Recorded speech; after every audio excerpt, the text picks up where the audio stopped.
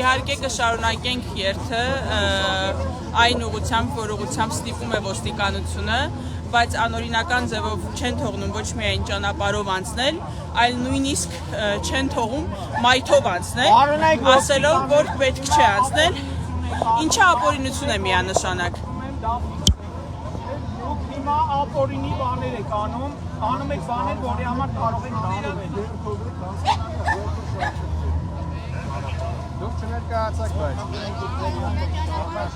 Մենք կարող ենք մայթով գնալ։ Չէ, ինչ ա եղել ասել։ Չներկայացաք։ Ոչ չներկայացաք։ Իսկ պատկերացնում եք 20 հոգի մարդ է, ես անընդհատ դերկայանում եմ։ Ազգանունս Բաղյանն է։ Լսում եք։ Շատ լավ, ձեր կոչումը։ Փոխգնդապետ։ Փոխգնդապետ Բաղյան ջան։ Քանի որ երթը շարժում է իր Մենք կարող ենք առանձին ուղղությամբ գնալ, առանց երթի։ Չեմ ուզում հիմա երթում մասնակցել,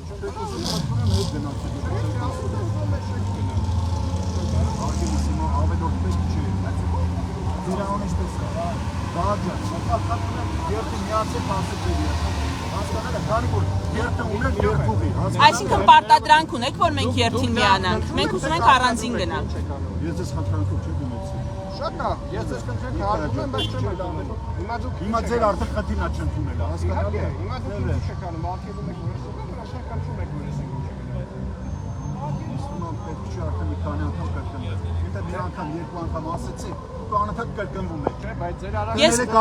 մեկ ստեղ ծառայություն եք իրականացնում, հասարակական կարգն եք ապահովում։ Դուք երթի մասնակից եք։ Երթը ունի երթուղի, արգելից։ Խնդրում եք երթուղիով գնացել։ Հասկանալի է։ Ավելորդ Ուզում եմ հետը ֆիքսել ինչ եղավ, ուրեմն թույլ չեն տալիս այս մայթով նույնիսկ գնալ, ասելով, որ պետք է միանանք երթին, այնինչ քաղաքացի ենք ու կարող ենք մեր ուզած ուղղությամբ, առանց նույնիսկ փողոցը փակելով, մայթով շարունակել գնալ։ Հիմա կմիանանք երթին կշարունակենք, բայց ֆիքսենք, որ ոստիկանությունը շարունակում է կատարել քաղաքական պատվեր եւ հերթական ապօրինությունը վերցնում իր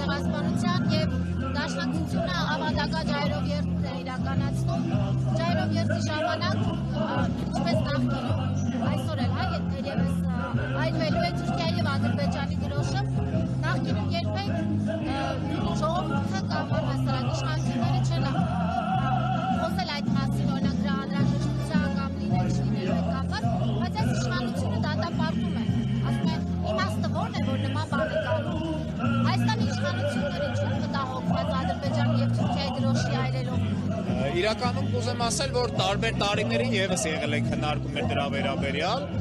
չնայած որ Դաշնակցության երիտասարդական միությունը երբեք այսպես ասած կազմակերպիչը չի եղել այդ քաղաքական ակտի, այլ այսպես ասած միջոցառման շրջանակում ինքնաբուխ դեպքերում տեղ ունեցել, բայց երբեք խոչընդոտել չենք հանդիսացել, ինչու, որովհետեւ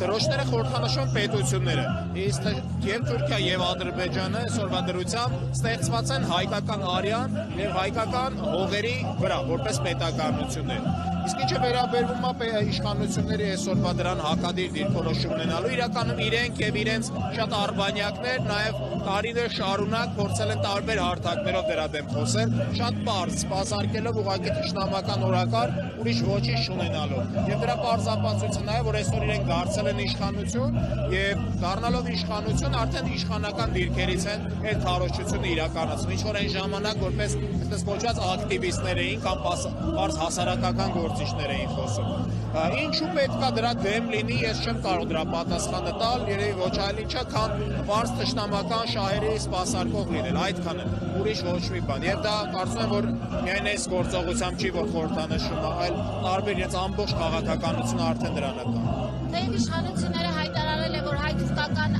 օրակարգում բանակցությունների սեղանի նախապայմաններ չկան Հայաստանի առջև դրված, սակայն մենք տեսնում ենք, որ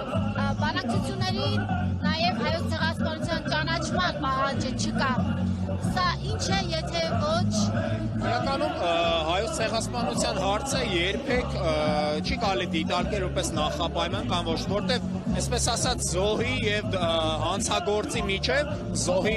սպանության մասին չխոսելը դա նախապայման առաջքաշիլ չի։ Դա պարզապես ուրացում եւ մոռացություն է։ Իսկ մեր դիտանկյունից ցանկացած Հայաստան-Թուրքիա հարաբերությունների մեջ ամեն պարագայում մենք պետք է պաշտպանենք մեր արժանապատիվ դիրքը, իսկ այդ արժանապատիվ դիրքը ենթադրում է մեր իրավունքներից ետ չկանգնելը։ Մնացած ամեն ինչ արդեն հավելյալ խոսակցություններ են, արդարացումներ, պատճառաբանություններ, որոնք վերջնարդյունքում այսպես ասած, երբ որ չես խոսում ցեղասպանության մասին, դրանից ոչ թե կողմերից երկուսն էլ շահում են, այլ շահում է Թուրքիան եւ կորցնում է Հայաստանը։ Հետեւաբար նմանատիպ բանակցությունները ոչնչի համար հայկական շատ սպասարկող բանակցություններ են, իսկ այս իշխանությունները